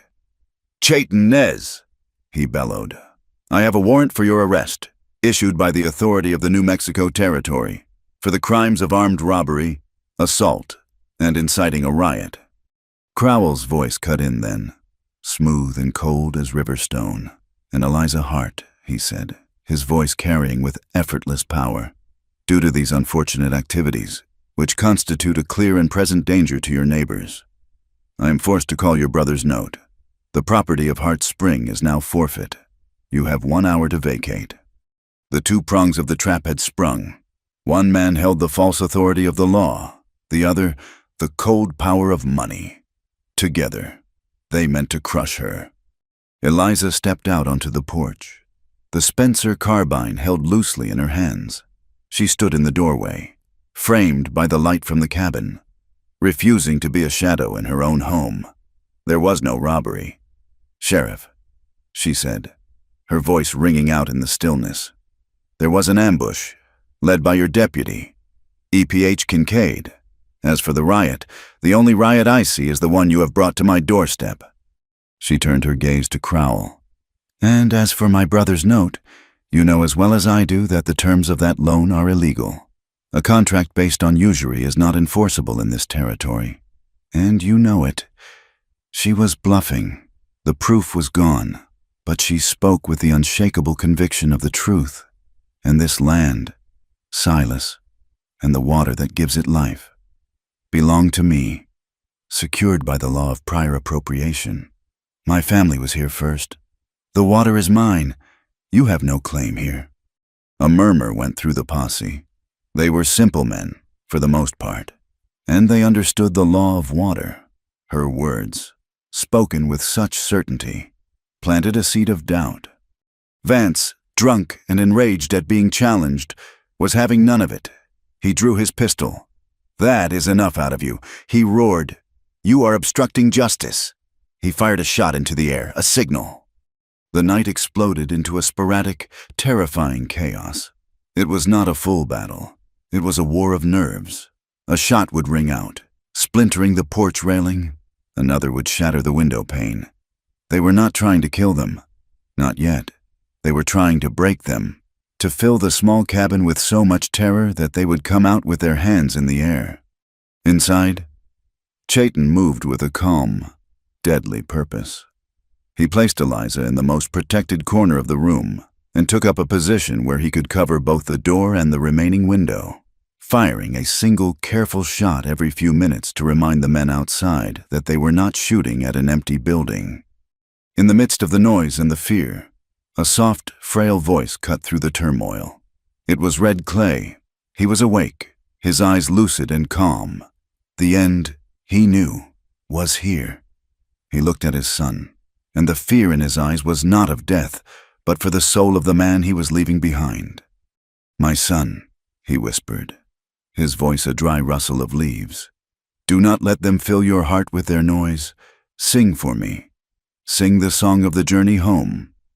The gunfire seemed to fade into a distant, meaningless roar.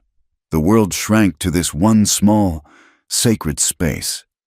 Chayton looked at his father, his warrior's face breaking with a wave of grief and love. He knelt by the cot, laying his rifle aside. He took his father's thin hand in his own, and he began to sing. The song was not a cry of war or a lament of sorrow.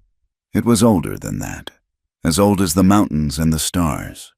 It was a low, resonant chant, a melody that spoke of the turning of seasons, of the long walk of his people, of the spirit web that connected all things. The words were in the Apache tongue, but their meaning was universal. It was a song of farewell, of a spirit being released back into the great, silent heart of the world. Outside, the shooting faltered, then stopped. The men in the posse lowered their rifles, confused. The song poured from the cabin, a sound of such profound, ancient peace that it made their own violence feel cheap and ugly. It was the sound of a sacred thing happening, and they had a sudden, shameful feeling of being trespassers. Deputy Tom Calder, a young man who had joined the sheriff's office to earn a steady wage, not to terrorize a woman in her home, felt a lump form in his throat. He looked at the cabin, then at the drunken, hate-filled face of Sheriff Vance, and for the first time, he saw with perfect clarity which side he was on. The song was a prayer, and he was part of a blasphemy. Inside the cabin, as the last note of the song faded into the quiet, Red Clay let out a long, soft breath. A look of peace settled on his features. His eyes, fixed on his son's face, slowly glazed over. The storyteller was gone.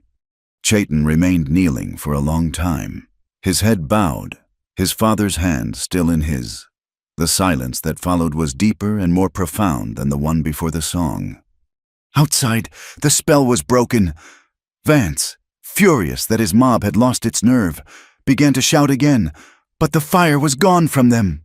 Men began to mutter amongst themselves, shifting uncomfortably. They had come for an arrest, not to lay siege to a man's deathbed. Vance, seeing he had lost them, let out a final, furious roar. "Fine," he yelled. "We will be back, at dawn, and we are bringing the whole town with us. We will see how you stand against all of Cedar Mesa." He wheeled his horse around and, with Crowell and Kincaid at his side, rode off into the darkness. The posse dissolved, melting away in twos and threes, their shoulders slumped, their faces no longer filled with mob fury, but with a dawning, troubled shame. The night was quiet again, but it was the quiet of a ticking clock. They had a few hours until dawn, a few hours until the final battle. Miguel was the first to speak. "I will ride," he said. "Now, I will bring Mistress Chen, and the Reverend. They will listen to the Reverend Burke." Eliza nodded, her mind already racing. "The telegraph office. Miguel, we need to send a wire. To Santa Fe, to the United States Marshal's office. His name is Whitaker." Chayton finally looked up from his father's side. His face was etched with grief, but his eyes were clear, hard as obsidian. The stone was back, but it was different now. It was not a wall to hide behind. It was a foundation. His father had given him one last gift, a moment of peace in the heart of the storm, a reminder of who he was. Now, he would fight, not just for his life, but for the world his father had believed in, a world where a song was more powerful than a gun. The small group of allies began to plan, their voices low and urgent in the lamplit cabin, the body of the peaceful storyteller lying in their midst. They had no army. They had only the truth, and they had until dawn to find a way to make it heard. Dawn broke cold and gray over Hart Spring, painting the landscape in shades of ash and bone. The night had been a long vigil, a quiet, shared space of grief and grim resolve. They attended to Red Clay's body with a gentle, loving reverence, wrapping him in the finest of Eliza's blankets. His journey was over, but theirs was just beginning. There was no time to mourn. Dawn was the deadline Vance had given them, and they would not wait for him to bring the war back to their door. They would take it to his... They rode out as the first rays of sun touched the tops of the mesas, not as fugitives, but as sovereigns of their own small, besieged nation. Eliza rode Chayton's powerful Mustang, her back straight, the Spencer carbine resting in a saddle scabbard. Chayton rode double with Miguel, a silent, imposing figure whose grief had been forged overnight into a hard, diamond-like purpose. They were not running from a mob. They were riding to confront a town with its own reflection. Cedar Mesa was already awake, a nervous, buzzing hornet's nest. A crowd had gathered in the wide, dusty space between the sheriff's office and the general store. It was the entire town. It seemed ranchers in worn denim, merchants in stiff collars, women in their Sunday bonnets, their faces a mixture of fear, morbid curiosity, and a dark, simmering excitement. On the porch of his office, Sheriff Vance was holding court. He was already drunk, his face flushed, his voice a gravelly roar that carried across the square. He held a rifle in one hand and a bottle in the other, a perfect portrait of tyranny gone to seed. He was feeding the crowd a raw, bloody meal of fear and hatred. He spoke of savage raiders, of a lone woman led astray, her mind poisoned against her own people. He twisted their story into a threat to every home, every family in Cedar Mesa. Silas Crowell stood beside him, a stark contrast in his fine, dark coat. He was sober, his face calm, his arms crossed over his chest. He was the mind, letting Vance be the rabid dog on the leash. He let the sheriff stoke the flames, knowing that in the chaos, the one thing everyone would forget to question was his own quiet, legal-looking theft of the most valuable resource in the territory, Eliza's water. The crowd stirred, their murmurs growing angrier, their faces hardening. They were a dry field, and Vance was a lit match. Then, a gasp went through the assembly. From the south end of the street, two riders appeared, Eliza and Miguel, with Chayton seated behind him. They did not gallop. They came at a slow, deliberate walk, their approach a direct, undeniable challenge. The crowd, for all its bluster, parted before them, a silent, shuffling wave. They rode into the center of the square and stopped, the dust settling around them. They were outnumbered 100-1, but for a long moment, the sheer audacity of their arrival held the entire town in a stunned silence. Vance was the first to recover, his drunken rage boiling over. He pointed a trembling finger at them. "There they are," he bellowed, his voice cracking. "The savage killer and the woman who beds down with him. Come to burn your town after they rob your wagons." Eliza swung down from the Mustang, her movements fluid and sure. She did not raise her voice. She let it carry, clear and cold as spring water, into the unnatural quiet. "The only killer I see, Sheriff, is the one who leads a drunken mob to a woman's home in the dead of night. The only thief I see is the man who would use your badge to steal her land." Before Vance could retort, a new voice, quiet but firm, cut through the air. "She speaks the truth." A path opened in the crowd, and Mistress Lian Chen walked through it. She was, as always, immaculate, her expression serene. In her hands, she held a sheaf of papers. She walked to Eliza's side, a small, unshakable island of calm in a sea of hostility. "Sheriff Vance," she said, her voice never rising, yet commanding the attention of every person there.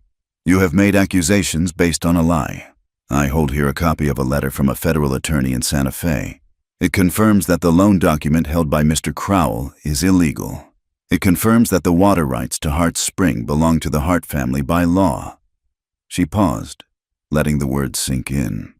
"And I also hold here sworn affidavits, delivered to me by a trusted friend from the San Carlos agency, detailing the theft of government supplies of beef and flour that were sold to minors, while men like Red Clay, a man who died in this woman's home only last night, were left to starve." A new and different murmur rippled through the crowd. This was not about race or fear. This was about law, about paper and ink, about a corruption that many of them had long suspected but had never seen laid so bare. Then, another figure pushed his way to the front. It was Reverend Josiah Burke, his face pale and slick with sweat, his eyes filled with a terrible, righteous fire. He climbed onto the steps of the general store, his hands shaking, not with fear, but with the force of a confession that could no longer be contained. "I have been a coward," he announced, his voice trembling with emotion. "For months, I have listened to the whispers of this town. I have listened to the poison of prejudice, and I have remained silent. I have preached the word of God in my church. and then stood by while the laws of God and man were mocked in this very square. His voice grew stronger, a preacher finding his true sermon. My silence was a sin. My silence was complicity. Last night, I was called to a home where a good man was dying, and his son was singing him home to his Creator, and outside that home, our sheriff was leading a mob. I ask you to look at Eliza Hart. Is that the face of a criminal? Look at this man. Chayton, is that the face of a savage? Or is it the face of a son mourning his father? I have been blind, and I have been silent. No more. The crowd was wavering, the hard shell of their certainty cracking. They looked from the tormented face of the preacher to the calm, resolute faces of Eliza and Chayton, and then to the furious, drunken face of their sheriff, and they were no longer sure who the monsters were. The final crack came from within the sheriff's own office. Deputy Tom Calder stepped out onto the porch. He looked young, out of his depth, his face pale. He unpinned the tin star from his vest, his movements clumsy. He held it in his palm for a moment, then threw it into the dust of the street. "He is lying," Calder said, his voice quiet but carrying in the stunned silence. All of it. There was no robbery. Sheriff Vance ordered me and EPH Kincaid to provoke a fight with the Apache, to find any reason to bring him in. The siege last night, it was not law. It was a personal vendetta. I will not be a part of it anymore. Vance stared at his deputy, his mouth agape, his authority crumbling around him like a sandcastle in the tide. He was exposed, his lies stripped bare in front of the entire town. It was into this tableau of broken power that a new rider appeared. He rode in from the north, not on a tired cow pony, but on a big, powerful bay gelding. He was an older man, tall and broad-shouldered, with a weathered face and calm, gray eyes that seemed to take in the entire scene at a single glance. A United States Marshal's star was pinned to his coat. He did not hurry. He rode his horse directly through the crowd, which parted for him as if by magic. He stopped in front of the sheriff's office, his gaze resting on Vance with a look of weary disappointment. "Asa," he said, his voice a low, gravelly rumble that cut through all other sound. "It seems you have been busy." He swung down from his horse. "I got a telegraph message about an hour ago. Seems you are interfering with a federal witness." He turned his calm, assessing gaze on Chayton. "Are you Chayton Nez?" Chayton gave a slow, dignified nod. "Marshal Whitaker," the man said. "I have been looking for you. Your testimony regarding the criminal activities at the San Carlos Indian Agency is required by the United States government. As of this moment, you are in my protective custody."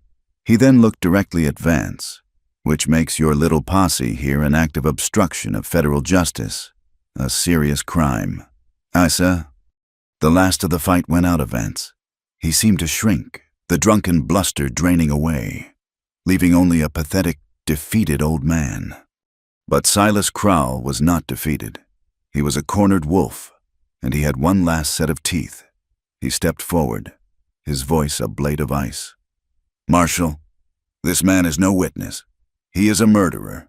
Ask him where he and his people were a week ago, when the Payton family, a man, his wife, and 2 small children, were slaughtered out at Miller's Wash." A fresh wave of horror and rage went through the crowd. The Payton massacre was a raw, open wound on the community's soul. All eyes turned to Chayton, the old hatred flaring back to life. Before Chayton could speak, Miguel Ortega stepped forward, leading his horse. He was no orator, no lawyer. He was a man of the earth, and his evidence came from the earth itself. He pointed a long, calloused finger at Silas Crowell. "The men who killed the Paytons were riders on shod horses," Miguel said, his voice loud and clear. "I was one of the first men there. I saw the tracks. They were not the tracks of an unshod Apache pony. They were the tracks of heavy horses, shod in the Texas style, with a high caulk on the heel." He paused, letting every man who had ever shod a horse picture the mark. "It is an old rustler's trick. It is also the same shoe you use on all your own horses. Crowell, the same horses your man Kincaid was riding when he led the ambush in Devil's Cut." The accusation, so specific, so expert, so undeniable, hung in the air. It was the final, devastating blow. The crowd turned as one, their faces no longer filled with fear of the Apache, but with a cold, dawning fury at the man who had lived among them, who had manipulated them, and who had used their darkest fears to cover his own bloody crimes. Marshal Whitaker's face was grim. He had seen enough. "Asa Vance," he said, his voice leaving no room for argument, "you are under arrest." He looked at the stunned Tom Calder. "Mr. Calder, I am reinstating you as deputy. For now, place this man in his own cell." He then turned his cold, gray eyes on Crowell. "As for you, sir, I would advise you not to leave town." He scanned the crowd. "I am also issuing a warrant for the arrest of one E.P.H. Kincaid, for attempted murder, and for questioning in the deaths of the Peyton family." The sun was fully up now, bathing the town square in a clear, honest light. The mob had dissolved, replaced by a community that had been forced to witness its own near damnation, and had, at the last possible second, stepped back from the brink. The reign of Asa Vance was over. The shadow of Silas Crowell was broken. Justice, in the clear light of day, had finally come to Cedar Mesa. The harsh, clarifying light of the town square gave way to the soft, sorrowful light of late afternoon back at Hart Spring. The confrontation had been a public spectacle of justice, a loud and necessary breaking of a fever. But this was a quiet, private act of love and farewell. There was a small hill just east of the cabin, a gentle rise crowned with a single, wind-sculpted juniper. It looked out over the vast expanse of the plains, toward the distant mountains where the sun was born each morning. This was where they chose to lay Red Clay to rest. There was no coffin, no preacher. There was only the earth, the sky, and the small group of people who had become his final family. Miguel had helped Chayton dig the grave, their shovels sinking into the dry, rocky soil with a steady, rhythmic grit. Now, they stood beside it, the silence broken only by the low whisper of the wind through the juniper's branches. Chayton gently lowered his father's body, wrapped in the clean white blanket, into the earth. His movements were deliberate, imbued with a sacred dignity. He knelt at the head of the grave and opened a small leather pouch he wore around his neck. From it, he took a single, perfect eagle feather, its edges tipped with white. He laid it gently on his father's chest. It was a symbol of courage, of wisdom, of a spirit that could soar to the highest heavens. Then he took a pinch of dark, rich earth from the pouch, earth he had carried from their ancestral lands, and sprinkled it over the blanket, a final tether to the spirit web, a promise that he would never be disconnected from his home. Then Eliza stepped forward.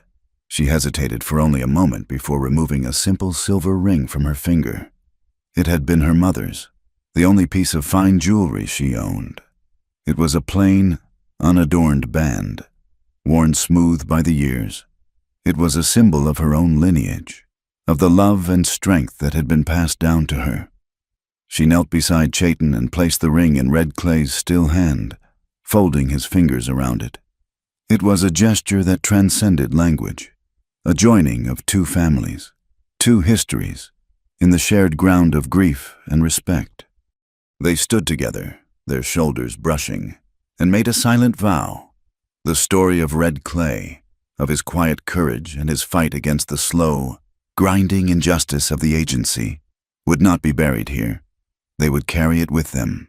They would take it to Santa Fe, to the marshal, to anyone who would listen. His life and his death would have meaning beyond this lonely hill. They filled the grave together, the soft thud of earth on the blanket a final, somber drumbeat. When they were finished, they stood for a long time, watching as the sun began its slow descent, painting the western sky in strokes of fiery orange and deep purple. The raw, open wound of the day was beginning to scar over, promising a future, however uncertain. They returned to the cabin in the bruised light of dusk, a shared, bone-deep weariness settling over them. Miguel had brought in some of Eliza's cattle that had scattered, his presence a quiet, comforting anchor. The immediate threat seemed to be over. Vance was in a cell. Crowell was a pariah in his own town, and the marshal's authority was a solid shield around them. They allowed themselves a moment of fragile peace, the first in what felt like a lifetime. But the serpent was not yet dead. It had been wounded, its head bruised, but it still had one last drop of venom. The attack came as the last sliver of the sun dipped below the horizon. There was no warning, no shouted taunts, only the sudden, whooshing roar of fire. A flaming torch arced through the twilight and landed on the dry shingles of the barn roof. In an instant, the old, weathered wood caught, and flames began to lick their way toward the sky. Chayton and Miguel were out of the cabin in a flash, grabbing buckets. But as they ran toward the barn, a rifle shot kicked up dirt at their feet. It was a trap. E.P.H. Kincaid stepped out from behind the corral, a rifle in his hands and a look of pure, nihilistic rage on his face. His arm was still in a sling, but he held the rifle steady with his good hand. Two other men, hired guns Eliza did not recognize, emerged from the shadows with him. They were not here to intimidate. They were here to destroy. If Crowell was going down, he was going to make sure there was nothing left of Heart Spring to save. One of the men carried a heavy pickaxe, and he began to smash at the small, carefully built irrigation ditch that carried water from the spring to Eliza's meager garden. It was a fight born of desperation and instinct. Eliza, inside the cabin, did not panic. She grabbed the Spencer carbine. The fight in Devil's Cut, the siege the night before, had burned away the last of her fear, leaving a core of cold, hard resolve. She remembered Chayton's lessons. She remembered the dying sun. She smashed the glass of the remaining window with the butt of the rifle. The men outside were facing east, toward the burning barn. The setting sun was directly behind her, a blinding ball of orange fire. When she poked the barrel of the Spencer through the broken window, they would be looking straight into the glare. Chayton and Miguel had taken cover behind the water trough, pinned down. Kincaid was yelling, his voice raw with fury, telling them to come out and die. Just then, a strange, mournful sound echoed from the hills behind the cabin. It was the low, powerful blast of a vaquero's horn, a sound used to call cattle from long distances. Miguel's eyes widened. He had given his own horn to Eliza's brother years ago. He knew she kept it on the mantelpiece. The sound, unexpected and alien, startled Kincaid and his men. For a fraction of a second, they turned toward the sound, wondering if a whole troop of riders was about to descend on them. It was the opening they needed. Chayton rose from behind the trough, firing not at Kincaid, but at the man with the pickaxe, his shot hitting the man's leg and sending him down with a howl of pain. At the same moment, Eliza fired from the window, blinded by the setting sun. Kincaid did not even see where the shot came from. The bullet tore through the wood of the corral fence next to his head, sending splinters into his face. He staggered back, momentarily stunned. Miguel, a coil of rope in his hand, moved with a speed that belied his years. He swung the lariat in a single, fluid motion.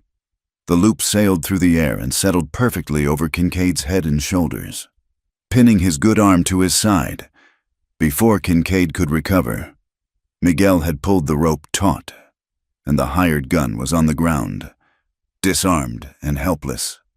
The third man, seeing his leader down and his partner wounded, threw down his rifle and raised his hands in the air. The fight was over as quickly as it had begun. It had not been a glorious battle, but a short, brutal, and practical affair of tactics and timing. They tied Kincaid securely to one of his own saddle horses. Under the cold, menacing stare of Chayton and the weight of his own defeat, his bluster evaporated, replaced by a desperate, whining self-preservation. He started talking. He told them everything. How Crowell had paid him and his men to disguise themselves as Apache raiders. How the Peyton family had not been a target, but had accidentally stumbled upon them altering the brands on a herd of stolen cattle. and had to be silenced. How Crowell had orchestrated the entire campaign of terror against Eliza, all to get his hands on her water. It was a full and complete confession, a final, ugly epitaph for Silas Crowell's empire. They sent Miguel into town with the prisoners and the confession. "Marshal Whitaker," he said, "would be very interested to hear it." As Miguel rode off, Eliza and Chayton stood together, watching the last of the flames from the barn roof die down. They had saved the structure, but the scars were deep, just like their own. News traveled fast in the territory. By the next morning, they heard the end of the story from Tom Calder, who rode out personally to tell them. Silas Crowell had not waited for the marshal to come for him.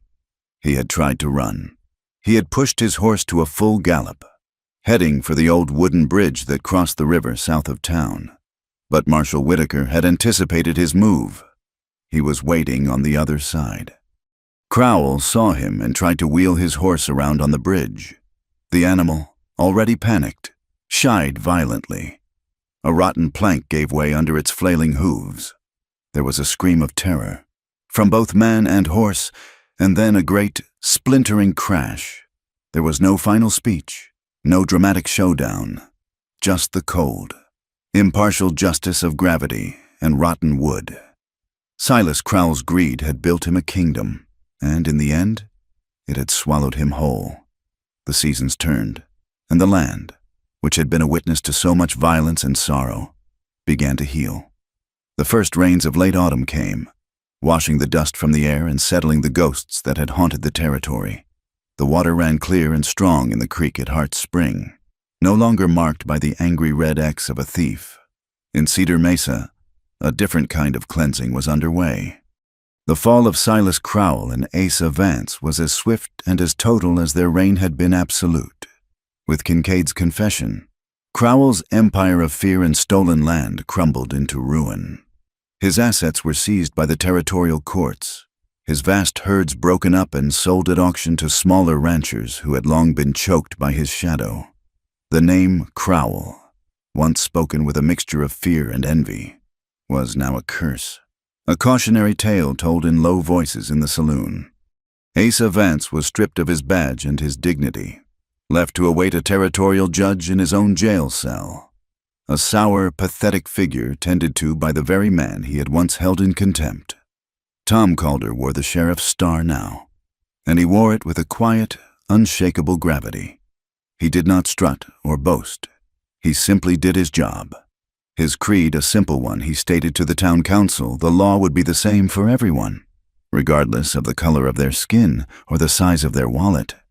It was a novel idea in Cedar Mesa, and it was the beginning of a hard, slow healing. The journey to Santa Fe was not a flight, but a pilgrimage. Eliza and Chayton rode side by side, not as fugitives, but as witnesses. Marshal Whitaker had provided them with an escort, but it felt more like an honor guard than a protective detail.